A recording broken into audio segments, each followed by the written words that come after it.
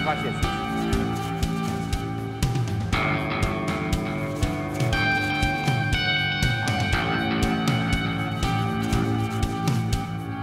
Invista neste canal. Invista em um mundo melhor.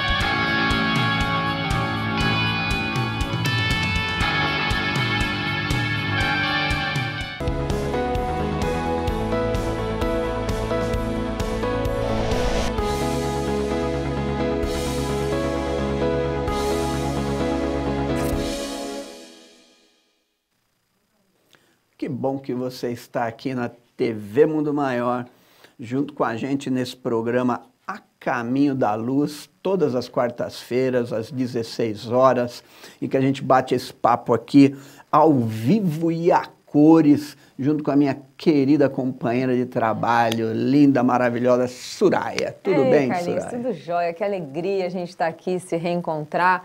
E você que está aí no Face, a gente já está colocando coisas aí para você nos acompanhar pelo Facebook ao vivaço. O Carlinhos está aqui para colher todas as participações, né, Carlinhos? Pois é. E eu queria, Suraya, mandar um abraço para o meu querido Flávio, o eminente esposo da minha querida amiga Suraya. Lindo! Uma pessoa maravilhosa, fez aniversário ontem. Né, Flávio? Querido, nós te amamos, viu? Tá aí. Um feliz aniversário para você. E Suraya, Diga. Hoje o papo Vamos nós. o seguinte, tá aqui, ó, lá no Face, se você entrar na TV Mundo Maior, tá lá. O Centro Espírita deve ter um chefe. Que maravilha, hein, Carlinhos? Pois é. Você tem aí algum conteúdo mais aí para ler para Pois nós? é. Então, Suraya, ocorre o seguinte, nós temos que entender o Centro Espírita como uma organização social que presta deveres à sociedade, né? Ou seja, há uma lei que rege as sociedades, as organizações religiosas, políticas, filantrópicas. E todo o Centro Espírita é uma organização. Então ele tem que atender um dispositivo de uma lei que foi criada em 22 de dezembro de 2003, que é a Lei 10.825, sobre a questão da categoria legal do Centro Espírita como uma instituição religiosa. E que essa instituição, como qualquer uma outra, como qualquer empresa, deve prestar contas não só aos seus frequentadores, os seus trabalhadores, os seus dirigentes, como à própria sociedade. Na hora que você vai começar um centro espírita, normalmente a gente aluga pelo menos uma sala, né? No momento que você alugou a sala, você tem que ter um endereço, você tem que ter um contrato social no nome de alguém. Sim. Então, esse alguém é esta instituição, esta casa espírita, né? Ao qual você tem alguns benefícios de não pagar determinados impostos, né? Sim. Então, automaticamente, deve-se formar uma hierarquia. E quando se fala em hierarquia, se fala em estrutura, chefes, comandados ou líderes e seus colaboradores. Pois é, Carlinhos, é bem legal isso, porque as pessoas, elas têm um certo, um viés de achar que empresa significa fins lucrativos. E não é bem isso, né? Você ter um CNPJ, muitas ONGs precisam de um CNPJ para interagir na sociedade, trocar serviços, obter serviço, responder por serviços. Emitir notas fiscais reais. Né? No momento que nós vamos, ONGs reais, que recebem valores e emitem recibos, notas fiscais correspondentes a isto. Né? Sim, aqui no Brasil a gente tem que explicar tudo, né, gente? Mas vocês entenderam o que a gente quer dizer, né? O Centro Espírita, ele passa por todas essas questões, porque tem lá funcionário contratado, tem pessoas que estão lá atendendo a porta, tem gente que está atendendo o telefone, tem pessoas que participam, por exemplo, tem lá uma cantina onde tem as pessoas comercializando alguma coisa, então tudo isso tem nota, você tem que prestar conta daquilo que entra, daquilo que arrecadação, onde vai aquilo, onde é reinvestido, o que é pago às pessoas. Quem é o responsável Sim. por aquela parte, né? Quem é o diretor financeiro de recursos, quem é o comprador, é tudo normal, gente, porque a gente tem que tomar muito cuidado, né? A gente sempre fala, quando eu e a Soraya adentramos a Rádio Boa Nova, a TV Mundo Maior, nós assinamos um contrato de voluntariado, né? Ou seja, a prestação de serviço sem nenhum valor envolvido nisso. Nós, como todos os comunicadores da Rádio Boa Nova, da TV Mundo Maior, não recebem nenhum valor. Quem recebe são os técnicos, as pessoas administrativas que precisam estar aqui, planejar, competentes para isso, mas nós, como comunicadores, temos que assinar um contrato. Esse contrato deve ser feito. Às vezes, quantas vezes na Casa Espírita nós já não ouvimos coisas que a pessoa ajudava na lanchonete, né? Era um voluntário. Sim. Só que daqui a pouco ela vai lá na Justiça do Trabalho e fala que era um empregado e vai receber, né, todos esses valores, né? Se você não tiver o devido conhecimento, né? Pois é, então quando a gente pergunta para você, você acha que a Casa Espírita tem que ter um chefe? Diante de tudo isso que a gente está falando aqui, ela tem essa hierarquia, essa estrutura meio que engessada ou não? Como é que é? Manda aqui para a gente pelo Zap no 11 99643 3827. Manda seu texto, a gente vai ler aqui a sua participação. E a gente, com certeza, e o Carlinhos está ali no Face também, né, Carlinhos? Isso, estou dando uma olhada aqui. E a gente, assim, a gente pode falar daquilo que conhece. Então, como a gente pertence a uma casa grande, né?